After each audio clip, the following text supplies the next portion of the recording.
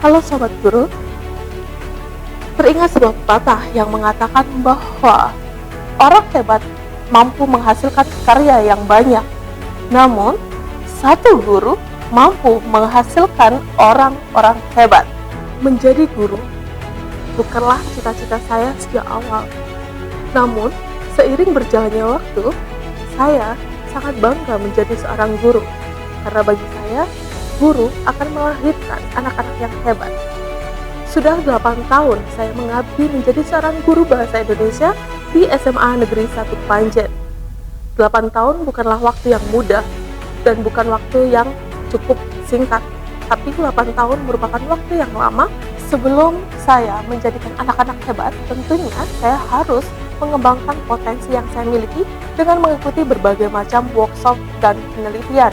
Salah satu workshop yang saya geluti saat ini yaitu workshop dan penelitian di bidang karya ilmiah. Yang melatar belakangi saya mengajarkan anak-anak untuk lebih menekuni dunia penelitian, karena dengan dunia penelitian akan mampu mengubah sesuatu hal untuk menjadi lebih baik sebagai wujud kepedulian kita terkait dengan lingkungan yang ada di sekitar kita. Berbicara mengenai sebuah penelitian, tentunya materi tersebut ada pada kurikulum K13 yang ada pada jenjang kelas 11 semester genap. Materi tersebut merupakan materi yang dianggap paling sulit dan tentunya materi yang banyak anak tidak menyukainya. Tentunya hal inilah yang menjadi tantangan besar bagi saya untuk terus melakukan inovasi dengan cara mengikuti workshop teknik penulisan karya ilmiah dari LIPI. Dengan mengikuti pelatihan tersebut, tentunya saya akan menerapkan ke siswa saya terkait dengan ilmu yang saya dapatkan dari ahlinya, yaitu dari lembaga LIPI atau sekarang yang disebut dengan BRIN. Alhasil, dengan saya selalu melakukan inovasi dalam mengajarkan anak didik saya tentang karya ilmiah, tentunya anak-anak saya mampu menorehkan prestasi baik secara nasional maupun internasional. Hal itulah yang saya kembangkan sampai detik ini untuk selalu menerapkan pembelajaran karya ilmiah yang menyenangkan. Hal itu membuktikan dengan saya mengajarkan teknik mengutip dan teknik mencari jurnal yang tepat. Alhasil di tahun 2018, siswa saya yang bernama Anton Hendra Kusuma mampu mendapatkan medali perak dalam ajang lomba esai ilmiah nasional di IPB.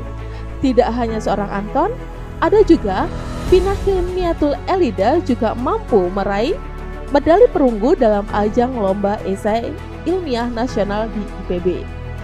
Di tahun yang sama, seorang Anton Hendra Kusuma bersama Nur Aisyah Othman mampu mendapatkan Special Award dalam lomba karya ilmiah tingkat internasional di Korea Selatan. Seminggu setelah kedatangannya dari Korea Selatan, seorang Anton Hendra Kusuma juga mampu menorehkan prestasi juara harapan 2 dan best karya dalam lomba karya ilmiah di UB. Dari karya itulah, seorang Anton Hendra Kusuma mampu meraih penghargaan dari Kementerian Sosial pada tahun 2019. Karena banyak karya yang dihasilkan itu membuat Anton mampu mendapatkan hak kekayaan intelektual atas karyanya. Sementara Nur Aisyah Othman yang sama-sama menjadi alumni, dia juga pernah mendapatkan juara kedua dalam lomba artikel ilmiah mahasiswa Politeknik Kesehatan se-Indonesia.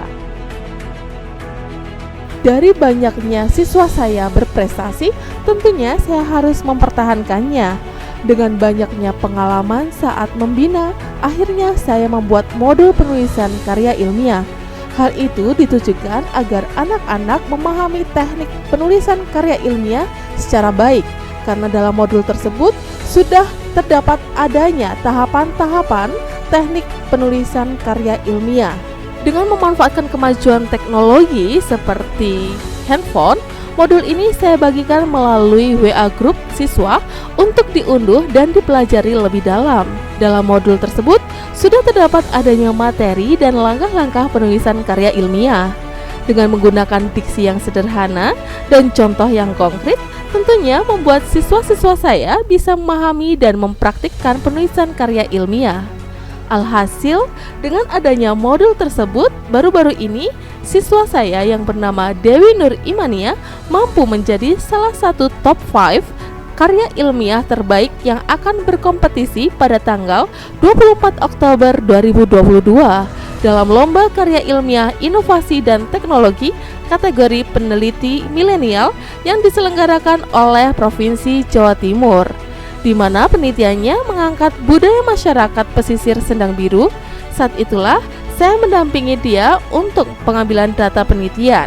Dari sinilah saya lakukan agar dia mampu dan tahu cara pengambilan data secara langsung. Bagi saya, penelitian merupakan suatu hal yang penting karena mampu menumbuhkan pola berpikir kritis dari seorang siswa.